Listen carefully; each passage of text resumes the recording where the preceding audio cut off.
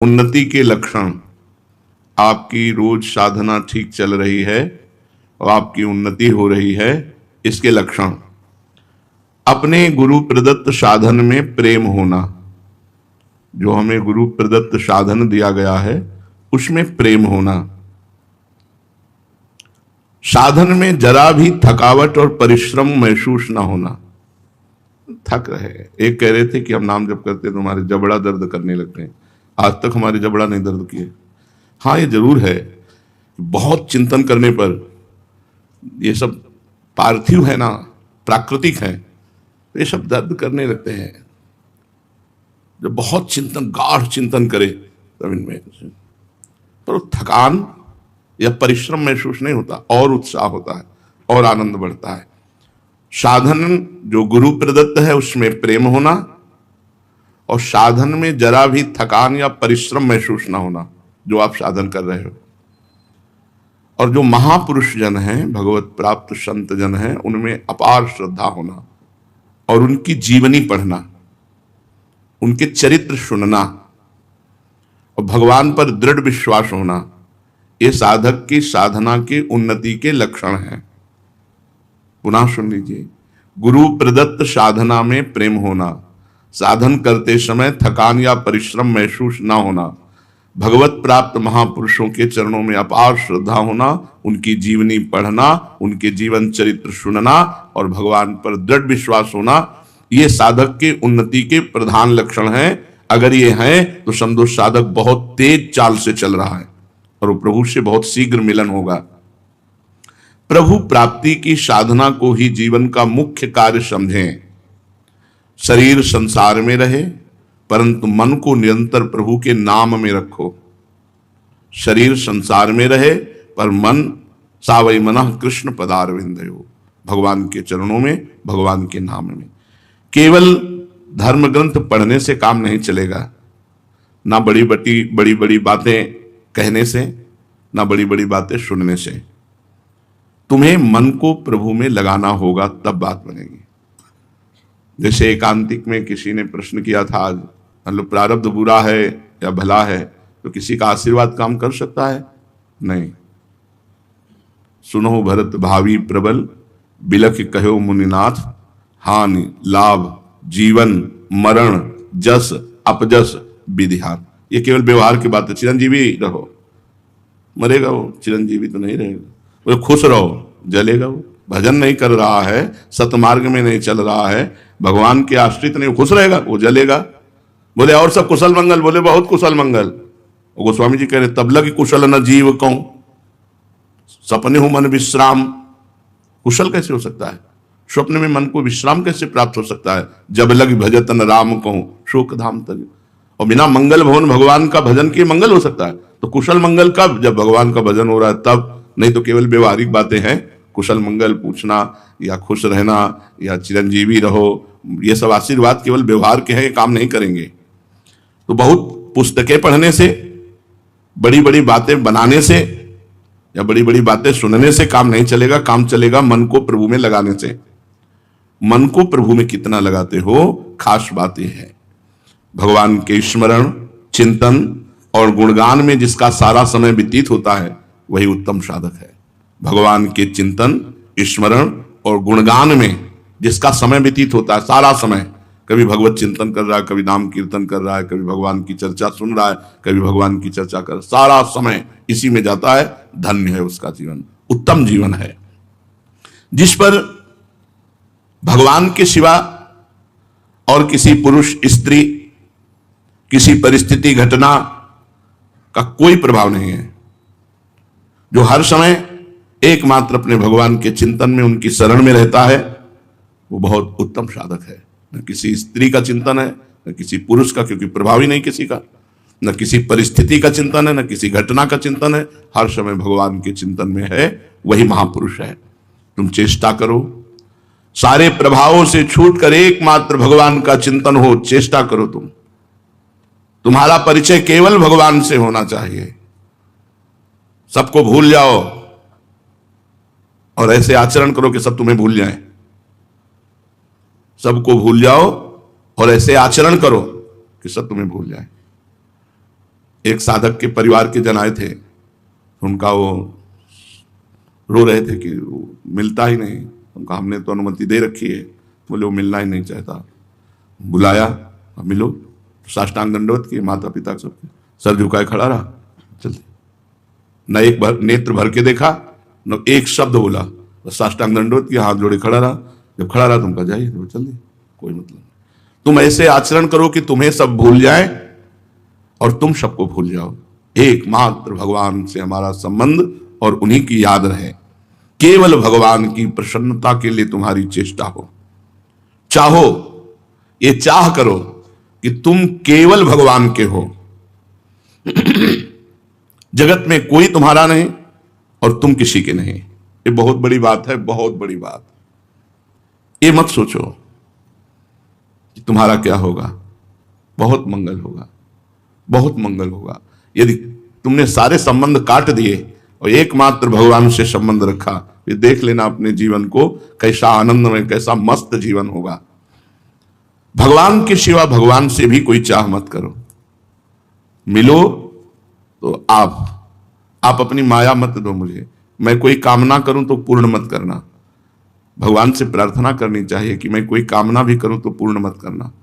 बड़ी घाटा हो जाता है, बड़ी हानि हो जाती है जब हम भगवान से कुछ ले लेते हैं। बहुत लंबा समय निकल जाता है क्योंकि हमने भगवान से बढ़कर उससे प्रिय माना। अब उस वस्तु व्यक्ति स्थान में लगाव होगा, बड़ा लंबा समय निकल जाएगा। तो हे भगवान, यदि हम आपके सिवा आपसे कुछ मांगे भी तो आप हमें न देना। साधक को चाहिए कि अगर भगवान से मांगे तो सिर्फ भगवान मांगे, आप मिल जाओ, आपका प्रेम मिल जाए, आपका चिंतन मिल जाए।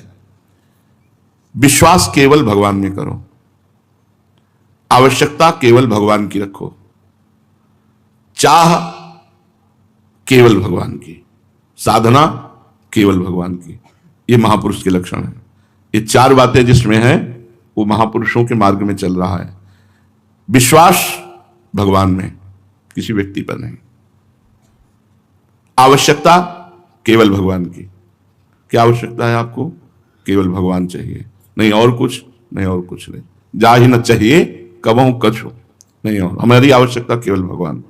विश्वास सिर्फ भगवान में, आवश्यकता सिर्फ भगवान की, चाह सिर्फ भगवान की और साधना सिर्फ भगवान की। भगवान की ही साधना। ये चार बातें जिस साधक में हो वो महापुरुष होने जा रहा है। बड़ा भाग्यशाली है जिसके अंदर ये चार बातें हैं। विश्वास, आवश्यकता, चाह और साधना, चारों भगवान में। भगवान के सिवा और कोई साधन नहीं, भगवान के सिवा और कोई चाह नहीं, भगवान के सिवा और कोई आवश्यकता नहीं, भगवान के सिवा और किसी में विश्वास नहीं। दृढ़ विश्वास, अचल निज धर्मा। अपने साधन पर अचल और भगवान में दृढ़ विश्वास और चाह और आवश्यकता भगवान की, वो महापुरुष होगा। इसी के आगे केवल भगवान में प्रेम हो जाता है और वो साधक मस्त रहता है। कर्म भगवान की प्रसन्नता के लिए करो, पर भगवान की प्रसन्नता के लिए कर्म करने वाला साधक ये नहीं चाहता कि मेरे कार्य को लोग सराहें, मेरी बड़ाई करें, मेरा सम्मान हो, मेरी जीवनी लिखी जाए, मेरा स्मारक बने। ये इच्छाएं उसी में रहती हैं जो तुच्छ मान का गुलाम होता है। मान का, कहीं ना कहीं मान की इच्छा, विषयों का, भगवत भक्ति का स्वांग धरकर अपने आप को धोखे में डालना है। यदि ये बातें हों, ऐसे बनो कि जगत के लोग परिचय में ही ना आवे, ना उनका परिचय प्राप्त करो और ना तुम उनके परिचय में आओ। ऐसे जीवन बिताना चाहिए। जगत के लोगों के परिचय में अहंकार जागृत होता है, मैं कुछ हूं, फिर प्रभु का दासत्व तो नहीं आएगा। बहुत सूक्ष्म है प्रभु का दासत्व। ना उनका परिचय प्राप्त करो, गुरु कृपा से कभी नहीं पूछो तुम कहां से आए हो, तुम कौन हो, तुम्हारा क्या नाम है। सही पूछो तो हमारे पास जो साधक 10 वर्ष से रह रहे हैं, हमें यह नहीं पता कि वो किस जिले के हैं, किस प्रांत के हैं, किस जाति के हैं, किस, हम ये सब है अपने। अब कोई मजाक ही मानेगा कि तुम्हारे पास से 10 वर्ष रह रहे हैं और तुम्हें पता नहीं कि ये कहां के हैं। हमें नहीं पता ये कहां से आए, मुझे नहीं पता, सत्य कह रहा हूं, मुझे नहीं पता। बस ये है श्री जी के हैं, बस इतना मान करके शुरू से आज तक संबंध। हमें नहीं पता, और सब पुराने लोग हैं, हमें नहीं पता, हमने कभी पूछा ही नहीं तुम किस गांव के हो, तुम किस प्रांत के हो, किस, ये सब परिचय नहीं, ये नहीं, हमें नहीं पता। लोग आश्चर्य मानेंगे कि 10 साल तुम्हारी सेवा में रहे हो, तुम जानते नहीं किस गांव का? नहीं जानते भाई, हमने पूछे नहीं कभी, आज तक नहीं पूछा, किसी से नहीं पूछा। जो शिष्य बनते कभी नहीं पूछा कहां के हो तुम, कौन सी जाति के हो, क्या, ये सब पूछ रहे। भाई इतना पूछा है तुम्हें घर परिवार से प्रेम है? नहीं, चलो बनो बाबा जी, चलो बस भगवान के मार्ग में चलो, बस इतना परिचय है। किसी का परिचय मत जानो, ऐसी चेष्टा करो कि तुम सबको भूल जाओ और तुम्हें सब भूल जाए, केवल प्रभु याद रहे। तो भगवान की कृपा से 20 वर्ष परिवार वालों को यह भी पता नहीं रहा हम जिंदा हैं कि मरे गए, गंगा किनारे जब जीवन व्यतीत हो। ऐसी चेष्टा करो जिससे तुम्हें सब भूल जाएं और तुम उनको भूल जाओ, केवल प्रभु और तुम्हारा बस यही परस्पर संबंध रहे। चुपचाप रहो, प्रभु की सेवा करो और प्रभु को स्वीकार करो। साधक हर समय नाम जब ऐसे करता है जैसे गरीब आदमी धन इकट्ठा कर रहा है। आज इतना माल इकट्ठा हुआ, राधा राधा राधा, आज इतना हुआ, आज इतना, अधिक से अधिक नाम जप। जो दूसरों के दिखाने के लिए साधन भजन सेवा करता है उसमें सच्चाई भगवती गुण नहीं आते, जीवन व्यतीत हो जाता है। आरती पूजा नाच गाना जो भी भगवान के लिए करते हैं हम, वो सिर्फ भगवान के लिए करते हैं। दिखावा नहीं होना चाहिए, दिखावे के लिए भक्ति नहीं होनी चाहिए, नहीं तो आप में भागवतिक सद्गुण नहीं आएंगे, आप में क्षमता नहीं आएगी विकारों के वार को सहने की। अगर सच्चाई से भजन करोगे तो ठीक है, और आज्ञा का पालन करोगे तो ठीक है। आज्ञा पालन, गुरु की आज्ञा है कि इधर नहीं देखना तो फिर नहीं देखना, ये नहीं करना तो फिर नहीं करना। जो दूसरों के दिखाने के लिए सेवा करता है, दूसरों के दिखाने के लिए माला चलाता है, दूसरों के दिखाने के लिए भक्ति का स्वांग करता है, उसमें भागवतिक सद्गुण नहीं आते, उसमें विकारों की सहने की क्षमता नहीं होती। देखो, जगत को सुधारने की ठेकेदारी भगवान ने तुमको नहीं दी है, इसलिए चुपचाप अपने साधन में लगे रहो। ये जगत प्रभुमय है, सुधारना नहीं है, प्रभुमय है। भगवान की लीला भगवान के सामने भी हुई है, राक्षसी लीला, राजसिक लीला, तामसिक जो राक्षसी असुर भाव, और सात्विक लीला। तीनों गुण चलते ही रहे, ना कभी सुधरा ना कभी सुधरेगा, कभी नहीं सुधरा। क्यों? क्योंकि भगवान ही स्वयं 3 गुणों का पर्दा डालकर खेल रहे हैं और यह खेल चलता रहेगा। जैसे भगवान श्री राम ने जब दंडकारण्य के ऋषियों से पूछा कि हड्डियां किसकी हैं, तो उनका जान करके अनजान की तरह पूछते हो, स्वामी ये तो ऋषियों की, ब्रह्म ऋषियों की हड्डियां हैं जिनको राक्षसों ने खा खा करके डाल दिया। तो भुज उठाए प्रणकीन निश्चरहीन मही करो, मैं भुजा उठाकर संकल्प करता हूं कि राक्षसों से हीन कर दूंगा भूमि को। नहीं, क्यों? क्योंकि उनकी लीला है, तमोगुणी लीला है। भगवान का अवतार हुआ कृष्णचंद्र जी का, अधर्मी पुरुषों को नहीं रहने दूंगा, मैं दुष्टों का विनाश कर दूंगा। लेकिन क्या विनाश हुआ? क्या नहीं हुआ। नहीं तो दुष्ट रहे नहीं जाते पृथ्वी में। क्यों? ये लीला भी तो उन्हीं की है, ये उन्हीं की लीला है। तो तुम ठेकेदारी छोड़ दो कि संसार को सुधार दोगे। रामकृष्ण के अवतार में भी ये पूरा नहीं सुधरा संसार, हम लोग भी तो रहे होंगे, अविनाशी जीव हैं तो कहीं ना कहीं रहे होंगे, भले चिपकली बने हो लेकिन रहे तो होंगे। तो हमारा कल्याण तो नहीं हुआ ना, हमारी दुष्टता तो नहीं गई ना। भजन, जगत को सुधारने की ठेकेदारी छोड़ दो, ये भगवान ने तुमको नहीं दी है। जगत प्रभुमय है, तुम केवल अपने आप को सुधारो, अपने आप को। तुम प्रभु के चरणों पर न्यौछावर हो जाओ और चुपचाप पड़े रहो, दीन की तरह, उद्धार हो जाएगा। पड़े रहो दरबार में, कभी ना कभी दीनानाथ की भनक पड़ेगी कान में, ये दास पड़ा है 20 साल से, जागृत कर देंगे हृदय में ज्ञान विज्ञान भक्ति। पर पड़े नहीं रहते लोग ना, हरकत करते रहते हैं। पड़े कहां रहते हैं? पड़े रहो तो बढ़िया बात है। 24 घंटे पड़े रहो तो तुम्हारे मुंह के सामने भोजन रखा जाएगा। पड़े रहो, नाम जप करते हुए पड़े रहो। 20 साल से सोलर में एक संत थे, 4 पाई से नहीं उठे। 20 साल हम दर्शन करने गए, प्रमाणित, जिन परमहंस के साथ गए थे बहुत तार्किक प्रवृत्ति के थे। तो उनका यदि जल पिएंगे तो लघुशंका होगी, यदि भोजन पाएंगे तो सोच होगा, और अगर लघुशंका सोच बिस्तर में नहीं है तो कहीं जाते हैं, और अगर जाते नहीं है तो ऐसा हो कैसे सकता है? मैं भी योगी हूं, योग कितना अन्न पचा सकता है, लेकिन अल्प मात्रा में मल का तो त्याग होगा ही। मैं चलूंगा देखने। उनका महाराज जी, फिर हमारी भी इच्छा जागृत हो रही, बोले चलो। पैदल गए थे हम लोग, वो जो ही वो गए और हम सामने ही थे, तो आंख नहीं खोलते थे, पर एकदम ऐसे थोड़ा उठे और ऐसे बड़ी बड़ी आंख ऐसे खोली, जो परमहंस जी थे, मानो सारे उत्तर उनको मिल गए। काफी देर बैठे रहे, चरण सहलाते रहे उनके, और इसके बाद निकले, वो गजब की निष्ठा, गजब का तेज, गजब का योग, आज तक हमने नहीं देखा।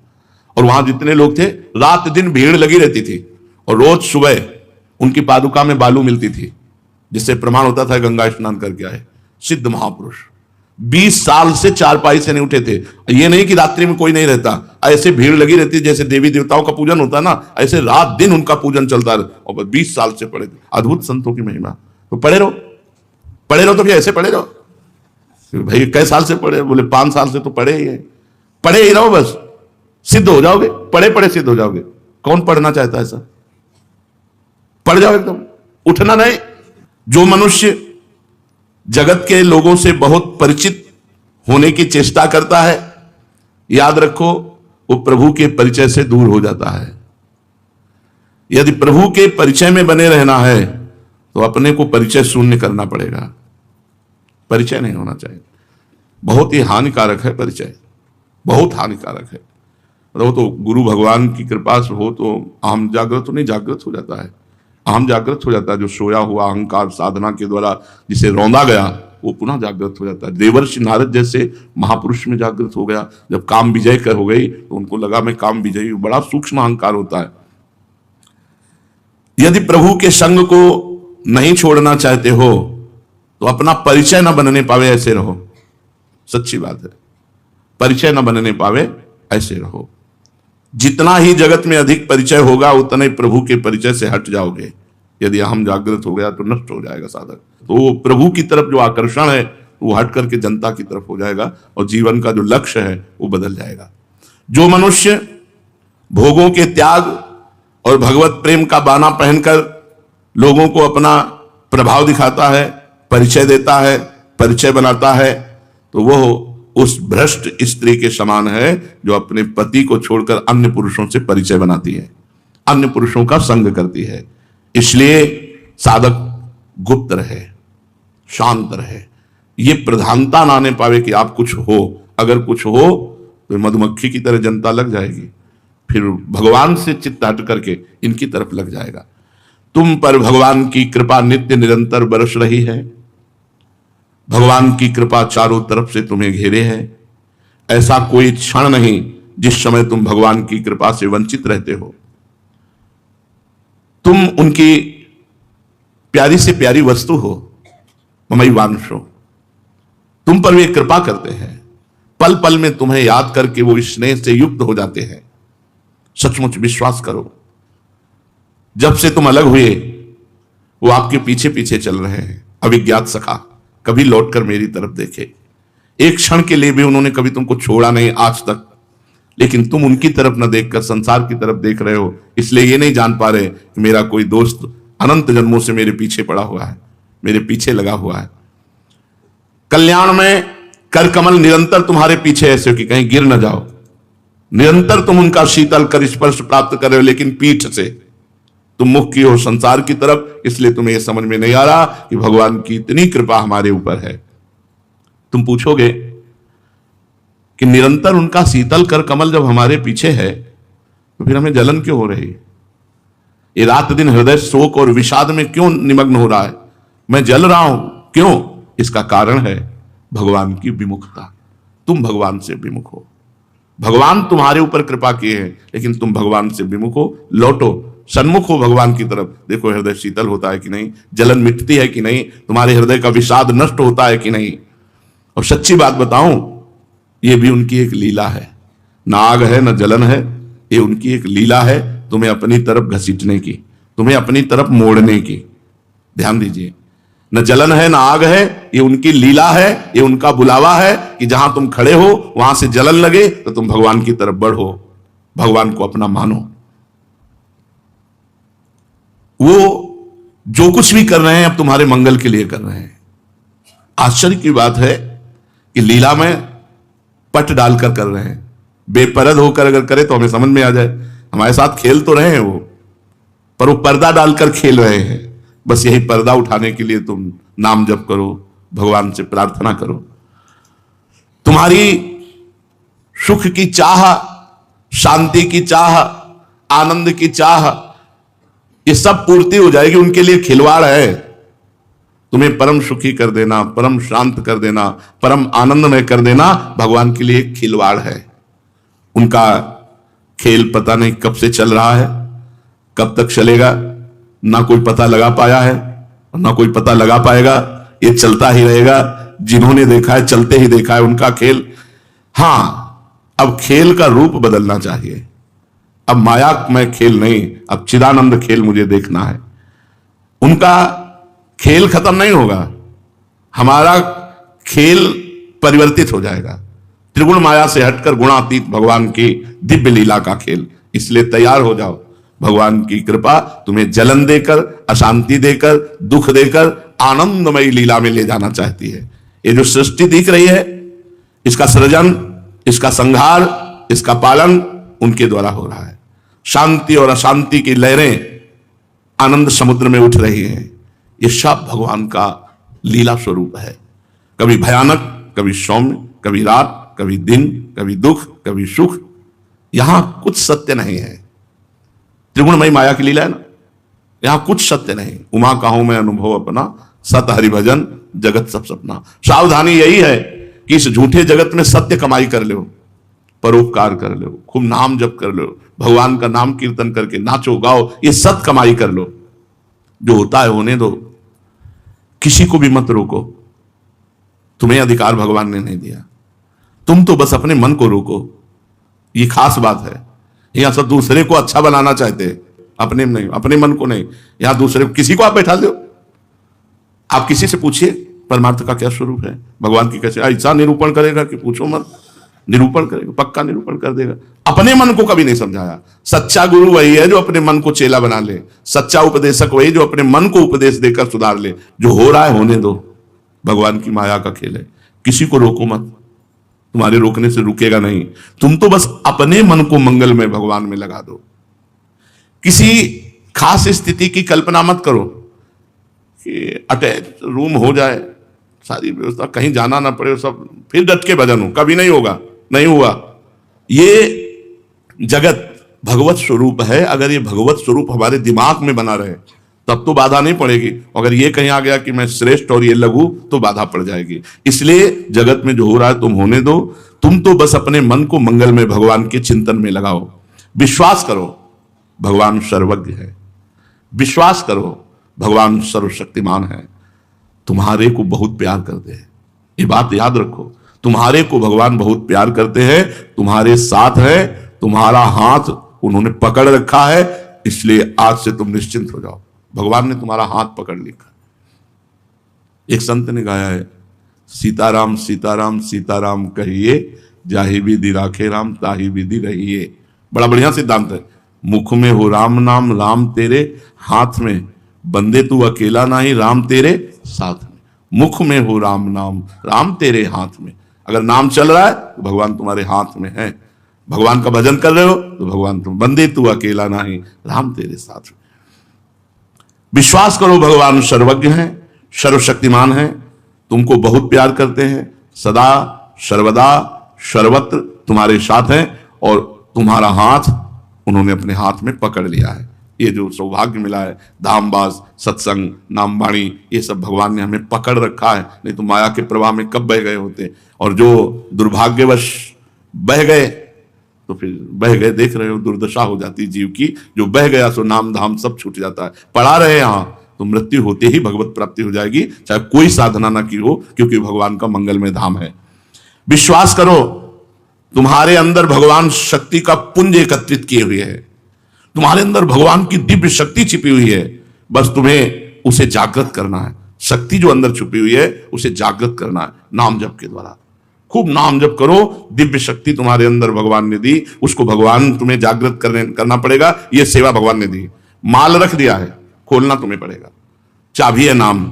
जितना नाम जप करोगे मानो आप भगवान की दिव्य शक्ति जो तिजोरी में रखी हुई उसको खोल रहे हो। अपार शक्ति। संतों में जो दिव्यता पाई गई वो भगवान के नाम से ही तो पाई गई।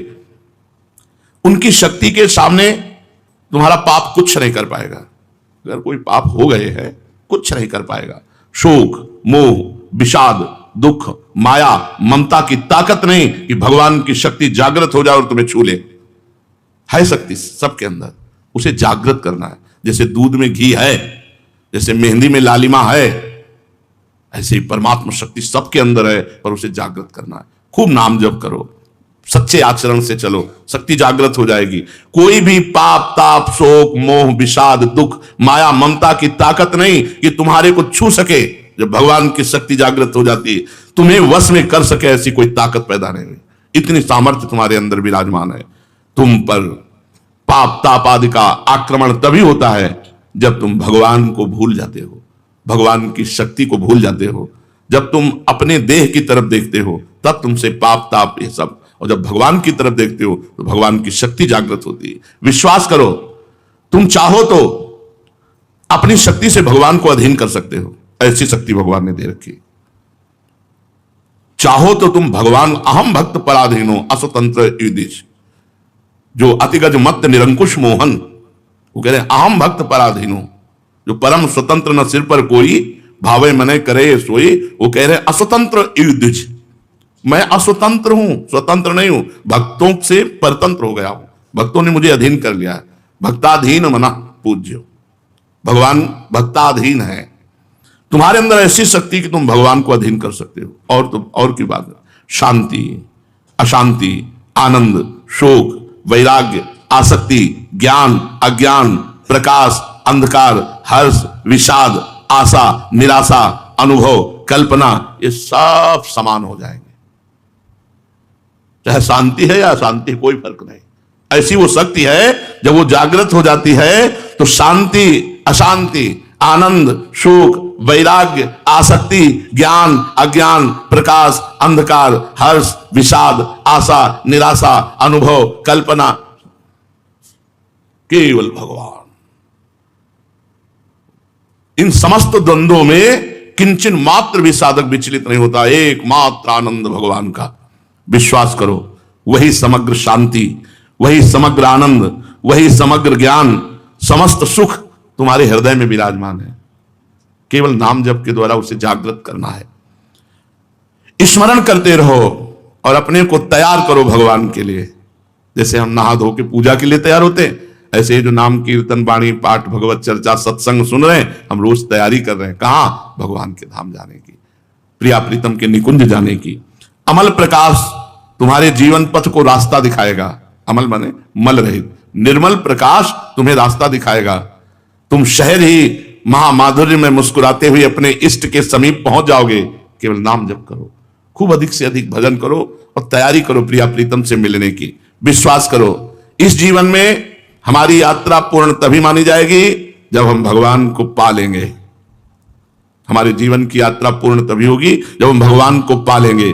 दुखमय जीवन से महान असीम अनंत आनंद की यात्रा हमारी चल रही, इसलिए निरंतर नाम जप करो, कोई पापाचरण ना होने पावे। दुनिया से मतलब मत रखो, छुप के भजन करो, तो भगवान जो छुपे हुए हैं वो तुम्हारे सामने नहीं छुपेंगे, प्रकाशित हो जाएंगे। तुम छपोगे, भगवान छुपे रहेंगे, वो प्रकाशित नहीं होंगे। शेष चर्चा आगे। श्री राधा वल्लभ लाल की। सतमार्ग से भ्रष्ट हो जाते कैसे पाएंगे भागवतिक विभूतियों को? जो दिव्य विभूतियां प्रकट होती हैं संतों में साधकों में, योग को 8 अंग में वर्णन किया गया है, अष्टांग योग। उसमें सबसे पहला आता है यम, नियम।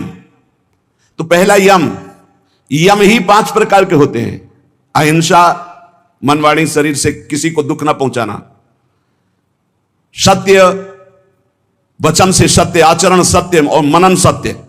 जिसकी मन वाणी और आचरण एक होते हैं उसे योगी कहते हैं। जिसके मन में कुछ और, वचन में कुछ और, क्रियाएं कुछ और, वो भोगी होता है, संसारी। आस्ते, किसी के चोरी न करना, और ब्रह्मचर्य अपरिग्रह, ये यम है पहला। योग का पहला यम है ये। यम 5 प्रकार, अहिंसा सत्य आस्ते ब्रह्मचर्य अपरिग्रह।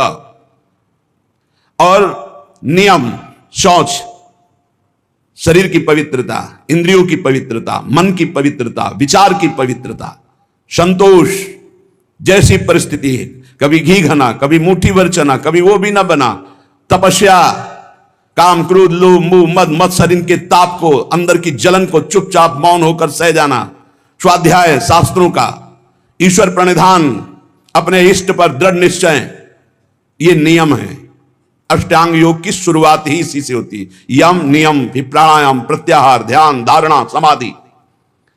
जिसकी नींव में यम नियम है वही अष्टांग योग के महल को खड़ा कर पाता है और वही यम नियम की परम सिद्धियों को प्राप्त होता है।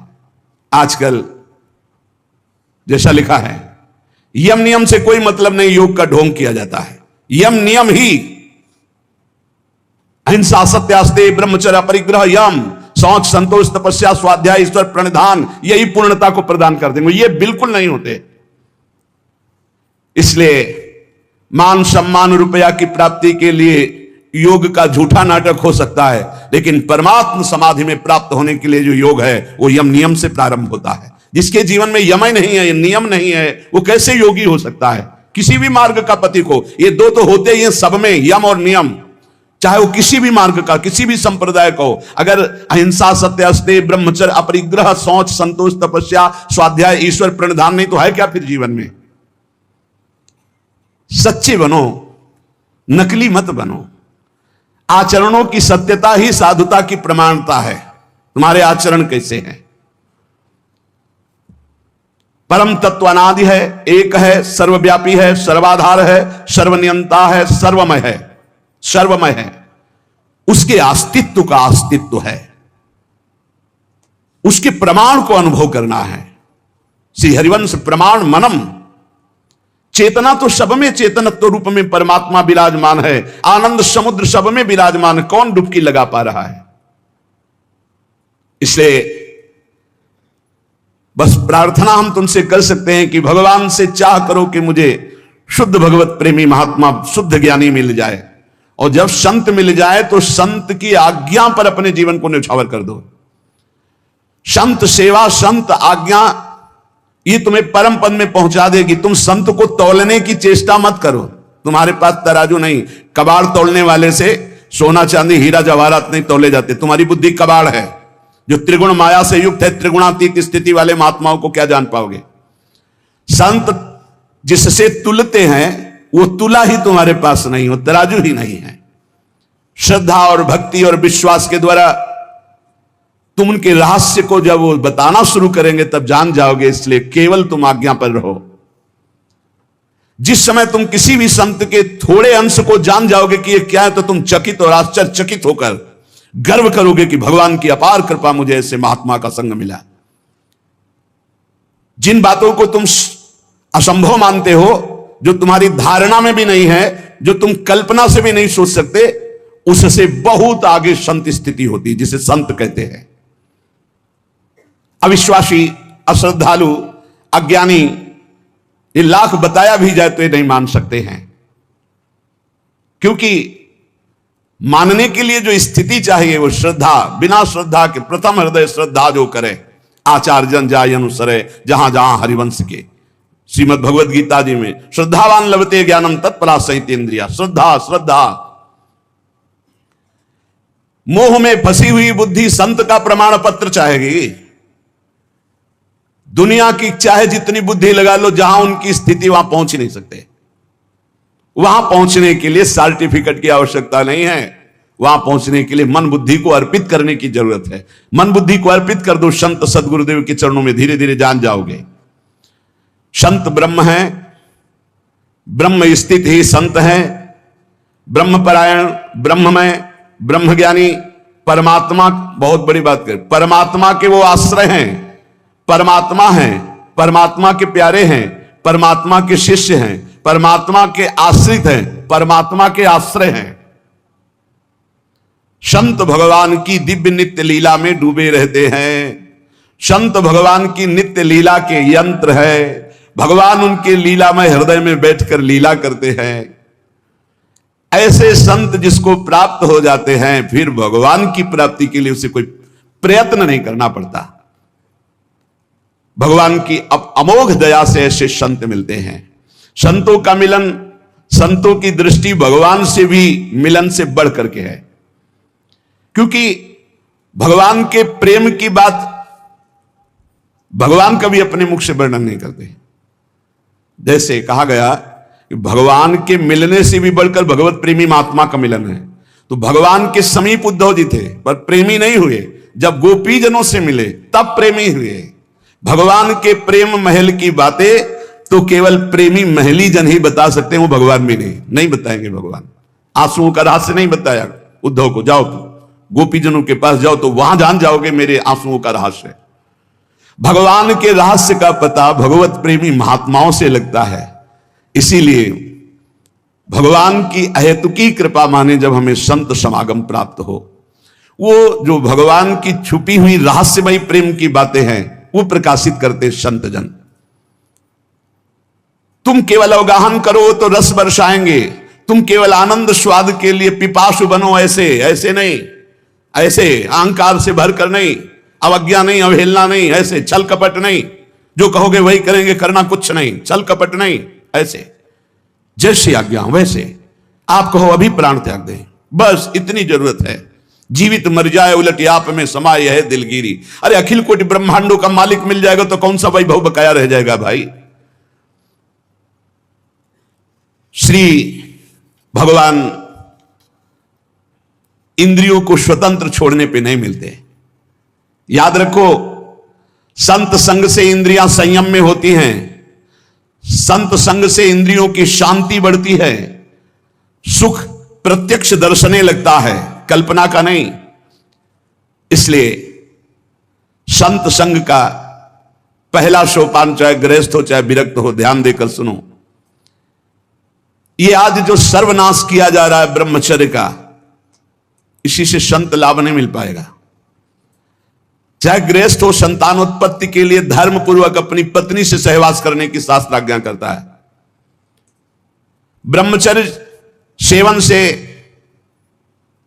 अमोघ लाभ प्राप्त होता है। पहला, ब्रह्मचर्य सेवन से लाभ, संत संग का पहला लक्षण है आचरण की पवित्रता। आचरण की पवित्रता, इंद्रियों की शांति। इंद्रियों की शांति अर्थात ब्रह्मचर्य, प्रत्येक इंद्रिय का ब्रह्मचर्य। ब्रह्मचर्य से तत्काल प्रभाव बढ़ता है क्या? स्मरण शक्ति। बहुत ध्यान देने की बात है। अगर आपको भगवत स्मृति में डूबना है तो आपको ब्रह्मचर्य का पोषण करना पड़ेगा, चाहे जो हो। इसके बिना स्मरण शक्ति आपकी काम नहीं करेगी। स्मरण शक्ति बहुत प्रवीण, एक बार जो सुन लिया उसका सैकड़ों बार मनन हुआ, मनन होकर उसके आगे धारणा शक्ति। जो ब्रह्मचारी नहीं, स्मरण शक्ति नहीं होगी, धारण करने की शक्ति नहीं होगी, खोखला जीवन हो जाता है। स्मरण शक्ति, धारणा शक्ति और संकल्प शक्ति। इतने बजे जगना है, इतना करना है, ऐसे चलना है, सब होगा। और जब ब्रह्मचर्य नहीं तो चाहे 1000 बार संकल्प करो तुम्हारे काम में नहीं आएगा। स्मरण शक्ति, धारणा शक्ति, संकल्प शक्ति, इच्छा शक्ति जिसे कहते, और उत्साह शक्ति और शरीर शक्ति, ये शक्तियां उसके अंदर प्रकाशित होती हैं जो ब्रह्मचर्य का पोषण करता है। स्मरण, धारण करना, जो संकल्प नियम ले उसका अक्षरशः पालन करना, और उत्साह बना रहना, और शरीर में स्फूर्ति रहना। ब्रह्मचर्य एक विलक्षण महाव्रत है। ब्रह्मचारी का सौंदर्य प्रस्फुटित होता है, एक नूर उसके चेहरे पे झलकता है जो ब्रह्मचर्य को धारण करता है। एक नवीन आकर्षण, बालवत चेहरा, एक आकर्षण होता है भागवती। और जिसका ब्रह्मचर्य पुष्ट होने लगता है उसके शरीर से सुगंध आने लगती है। सुगंध, जो भोगी पुरुष होता है पास से निकल जाए तो दुर्गंध निकलेगी, और जो ब्रह्मचारी होगा तो उसके शरीर में सौरभ होगी। ब्रह्मचारी का एक एक रोम तेज से युक्त होने लगता है, चेहरे पर हर समय प्रफुल्लता, मुस्कान, उसका हृदय नंदन वन हो जाता है, आनंद वन। बिना किसी कारण की प्रसन्नता बनी रहती है। शरीर अगर किसी असाध्य रोग से युक्त है तो भी उसके विचार कभी रोगी नहीं हो सकते, विचार स्वस्थ रहता है। और जो ब्रह्मचर्य नष्ट करता है, स्मरण शक्ति नष्ट, धारणा शक्ति नष्ट, इच्छा शक्ति नष्ट, उत्साह नष्ट, शरीर शक्ति नष्ट, सिकुड़ा हुआ मुंह, खिन्न मुंह देखने से ही लगेगा पता नहीं कितना बोझा लादे हुए बैठा है दिमाग में। पथ्यास्यायी व्यायामी स्त्रीस्तु जितात्मा नरो न रोगी स्यात्। रोगी कौन नहीं है? बोले जो सदैव पथ्य का भोजन करता है और मित भोजन, हित और मित, शरीर के अनुकूल, साधना के अनुकूल और थोड़ा भोजन करता है, पथ्यास्यायी। दूसरा व्यायामी, रोज सत्संग में घुमा घुमा करके, चाहे आप 15-20 मिनट ही करें, व्यायाम करें, 2-3 किलोमीटर आप दौड़ो, चलो बाहर दौड़ने के लिए नहीं तो ऐसे यंत्र चल गए, ट्रेडमिल, ऐसे यंत्र चले हैं, उसी में दौड़ लो, नहीं ट्रेडमिल तो दौड़ लगाओ। शरीर को एक बार पसीना पसीना करो, थोड़ी सी बैठक, थोड़ी सी डन, थोड़ा व्यायाम करो। ये साधना के लिए, भगवत प्राप्ति के लिए कह रहे हैं, कोई कुश्ती लड़ने के लिए नहीं कह रहे, ये जरूरी है। पथ्यास्यायी, पथ्य का भोजन, मित भोजन करने वाला, और व्यायामी, और स्त्रीषु जितात्मा। स्त्री शरीर है तो पुरुष की तरफ नहीं, पुरुष शरीर तो स्त्री की तरफ नहीं। जितात्मा, आकर्षित ना होना। नरो न रोगी स्यात्, उसे रोगी नहीं कहते, भले वह साध्य रोग से ग्रसित हो, और अगर ये नहीं है तो वो रोगी ही है। आज नहीं तो कल पता चल जाएगा कि वो रोगी है। साधना करने वालों के लिए इंद्रियों को पावन करना, इंद्रियों को संयम में रखना बहुत आवश्यक है। मन के गुलाम, इंद्रियों के गुलाम, स्वेच्छाचारी भोगों की दुर्दशा में पड़ा हुआ मनुष्य है आज। असंयमी मनुष्य का मन और मस्तिष्क, ध्यान से सुन लीजिए, असंयमी जो अपनी इंद्रियों मन को मनमानी लगाए हुए है, उसका मन और मस्तिष्क और हृदय सड़ा देते हैं, जीवन को सड़ा देते हैं। मन और इंद्रियों को संयम में रखकर भगवत चरणारविंद से नहीं जोड़ोगे, सड़ा देंगे तुम्हें, तुम्हारे अंदर ही इतनी सोच गलत कर देंगे, जलोगे। जो ब्रह्मचर्यहीन है, मनमानी आचरण करता है, ध्यान से सुनो, पहला लक्षण अशांत, दूसरा कहीं मन न लगना, अस्थिर चित्त, तीसरा अस्वस्थ, चौथा मलिन स्वभाव, हीन स्वभाव, किसी भी कार्य को कह दो सबसे पहले ना, उत्साहहीन, हर कार्य के लिए बोझा मानना, ना कर देना, सदा के लिए भय का डेरा पड़ जाना अंदर। ये देखो शास्त्र है, ये महापुरुषों के द्वारा लिखा हुआ है, जिन्होंने अनुभव किया सबके मनों में अपने मन को मिलाकर। इंद्रियों का जो असंयम है वो हर तरह से मनुष्य को नष्ट कर देता है। लोग अंदर का सुधार नहीं करते। जहां जहां असंयम है वहां वहां अशांति है, दुख है, बेविचार है, संयम विहीन जीवन, शुष्क, उदासहीन, पशुवत जीवन है। पूर्ण ब्रह्मचर्य तो देश का, समाज का, आत्मा का, सबका परम लाभ, अपना परम लाभ, चाहे गृहस्थ हो चाहे विरक्त। जरूरी है अपनी शक्ति को नष्ट करना, आवश्यकता के अनुसार धर्मयुक्त प्रयोग तो ठीक है। हम तो प्रणाम करते हैं उन गृहस्थों को जो गृहस्थ होते हुए ब्रह्मचर्य का नियम वृंदावन में लिए हुए और दूर दूर जगह देशों में रहते हैं और ब्रह्मचर्य का नियम लिए हुए। एक तो परिवार अमेरिका में है, आए हुए हैं कुछ समय से, भी हम वृंदावन में सत्संग में भी होंगे। सब सुविधा, अमेरिका जैसे देश में रहने सब सुविधाएं, और बड़े ही सरल सात्विक वृत्ति से, और हितधाम में कसम खाई थी ब्रह्मचर्य की कि हम दोनों मिलकर के कसम खाते हैं कि आज के बाद ब्रह्मचर्य रहेंगे।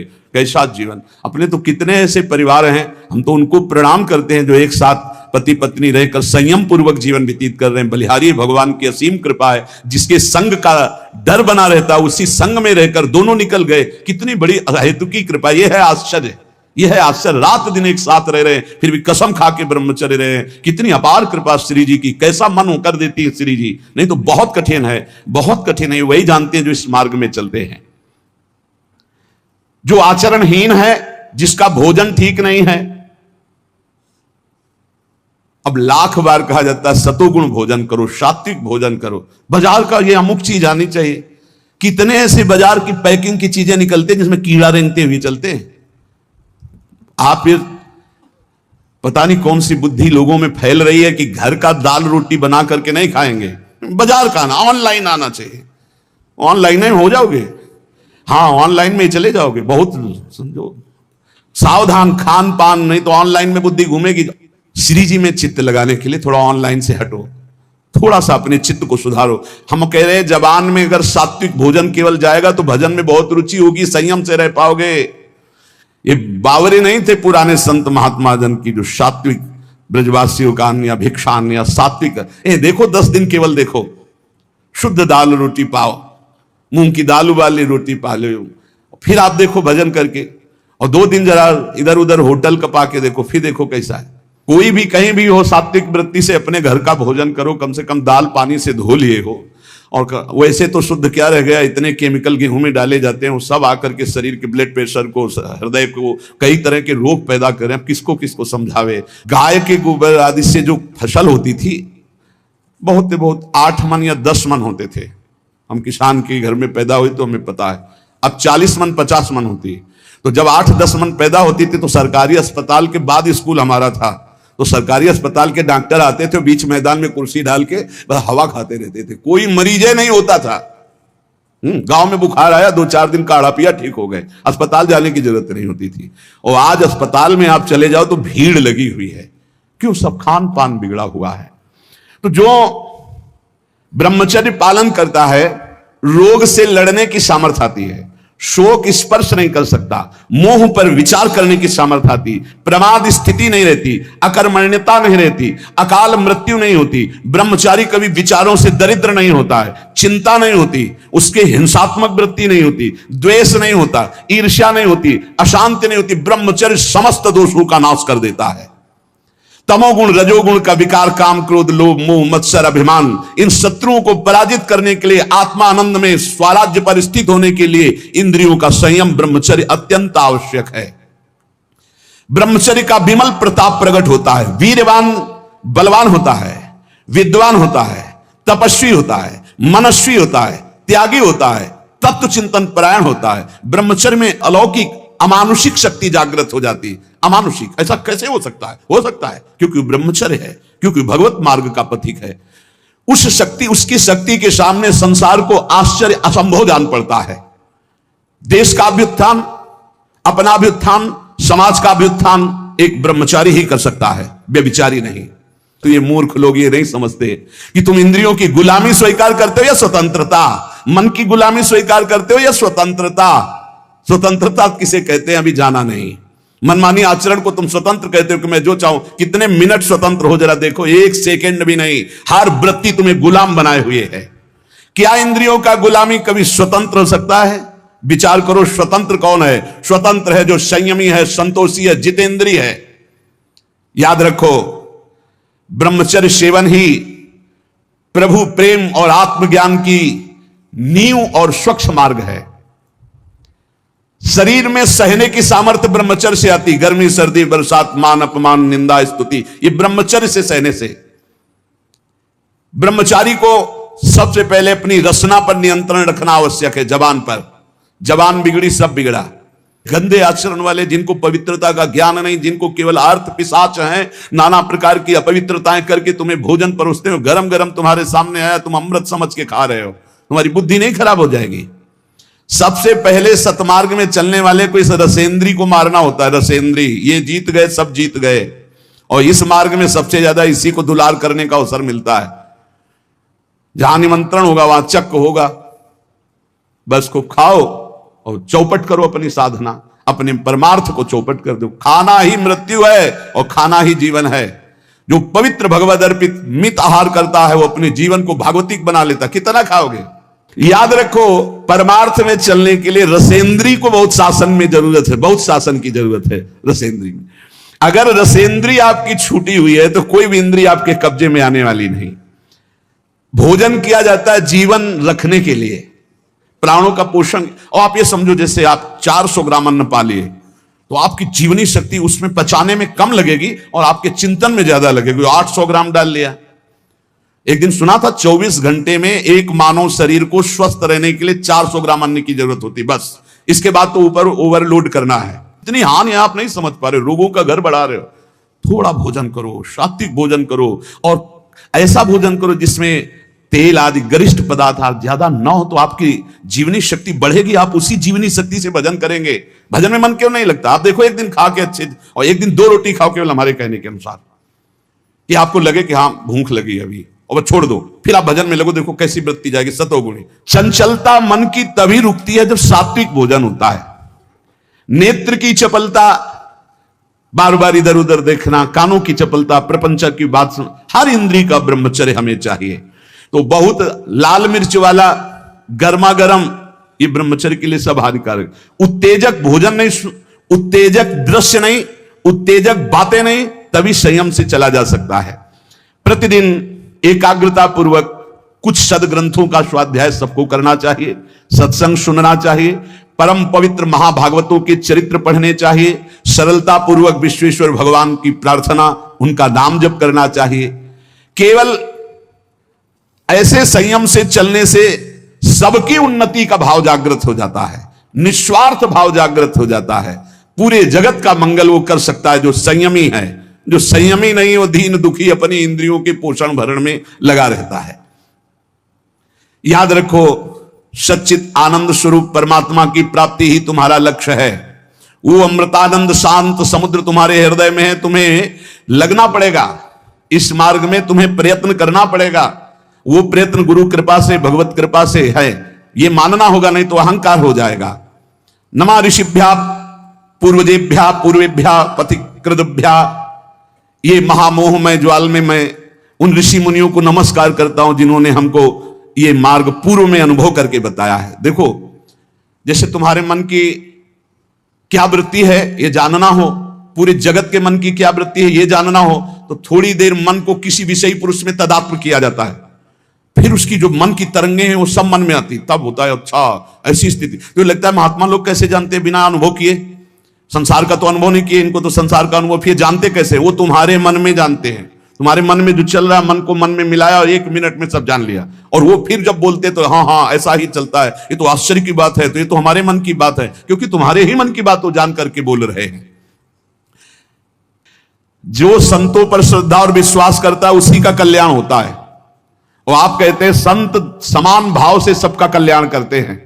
मुझे इस बात पर दोष दिखाई दे रहा है प्रश्नकर्ता। तो यहां उत्तर दे रहे हैं कि श्रद्धा और प्रेम की कमी के कारण यद्यपि संतों की सब पर बराबर कृपा होती है, पर जिसके श्रद्धा और विश्वास की कमी होती है तो वो दोष ही देख पाता है, संतों पर गुण दर्शन नहीं कर पाता। जैसे सूर्य बिना किसी पक्षपात के सबको समान प्रकाश देते हैं, पर दर्पण में प्रतिबिंब पड़ता है और सूर्यकांत शीशा में भी सूर्य का प्रकाश पड़ता है, तो दोनों में अंतर है। दर्पण में केवल एक चमक भर आएगी और सूर्यकांता शीशा में आग पैदा हो जाएगी। उसके ऊपर आप कागज कुछ रखो, आग पैदा कर देगा। ऐसे ही कोई इसमें सूर्य का दोष नहीं कि उस दर्पण में कम प्रकाश दे रहे हैं, उसमें ज्यादा दे रहे हैं। इसी प्रकार संत बराबर कृपा करते हैं, पर श्रद्धा और विश्वास जिसमें संतों के प्रति है वहां ज्यादा कृपा प्रकाशित हो जाती है। और जो कम श्रद्धा वाले होते हैं उनको कम लाभ मिलता है, और जो बिल्कुल श्रद्धा नहीं है तो उनको लाभ ही नहीं मिल पाता है। संतों के पास उनको फिर जब श्रद्धा ही नहीं तो लाभ नहीं मिल पाता। जैसे दर्पण का उदाहरण दिया, शीशा का, एक शीशा केवल थोड़ा तेज पलट कर दूसरे के तेज पड़ेगा, और एक शीशा पलट कर आग पैदा कर देगा, सूर्यकांत शीशा। सूर्य सबको स्वाभाविक प्रकाश देता है, पर उल्लू बिल्कुल प्रकाश का लाभ नहीं ले पाता है। 3 बातें कही, जैसे दर्पण और सूर्यकांत शीशा और ऐसे समान भूमि, वो पलटकर समान भूमि थोड़ी प्रकाश दे सकती है। ऐसे ये उल्लू प्रकृति के जो दुष्ट स्वभाव के लोग होते हैं, ये संत रूपी सूर्य का लाभ नहीं ले पाते। श्रद्धा और विश्वास जितना प्रबल है कि गुरु साक्षात परब्रह्म, काम हो गया, हम तो हर समय परब्रह्म को देख रहे हैं, परब्रह्म का भाषण सुन रहे हैं, परब्रह्म के समीप है, परब्रह्म की कृपा दृष्टि, मेरे कल्याण में क्या फर्क, उसके कल्याण में कोई फर्क नहीं। ये वैसे साधु तो नहीं है जिससे कल्याण हो जाता है, बिल्कुल वैसे ही अनुभव होगा। ये यथा माम प्रपद्यन्ते तास तथैव भजाम्यहम्। उल्लू के लिए चाहे जितना सूर्य प्रकाश हो उसको कुछ नहीं सुख मिलना, उसको अंधकार में सुख मिलता है। ऐसे ही चंद्रमा सर्वत्र बिखरी हुई चांदनी को सुख प्रदान करने के लिए, लेकिन चोर को बुरा लगता है चांदनी, इसमें चंद्रमा का दोष क्या है? ऐसे ही संत महापुरुष परोपकार के लिए, पर जो नीच प्रकृति वाले, चोर प्रकृति वाले, उल्लू प्रकृति वाले हैं, वो संतों से द्वेष करते हैं, उनको गाली देते हैं, उनकी निंदा करते हैं, और इसका फल होता है कि वो दुर्गति को प्राप्त होते हैं। यदि कहा जाए ऐसे दयालु पुरुष प्रत्यक्ष जो भगवत प्राप्त महात्मा है, तो उनकी बुद्धि क्यों शुद्ध नहीं हो गई? दुष्ट है तो उनकी बुद्धि क्यों शुद्ध नहीं हो गई? इसका उत्तर है कि संतों का गुण, प्रभाव और तत्व बिना श्रद्धा के नहीं आप लाभ ले सकते। श्रद्धावान लभते ज्ञानम। जितनी जोर की श्रद्धा संत पर, जितनी जोर की समर्पण वृत्ति, उतना ही लाभ। जब श्रद्धा होती ना, तो हम अपनी तरफ जब देखते तो लगता है निहाल हो गए, आज हमको देखा, आज हमारी तरफ मुस्कुराए, आज हमसे बात किया, अरे आज तो हमारे ऊपर सर पे हाथ रख दिया, अरे हम तो निहाल हो गए। श्रद्धा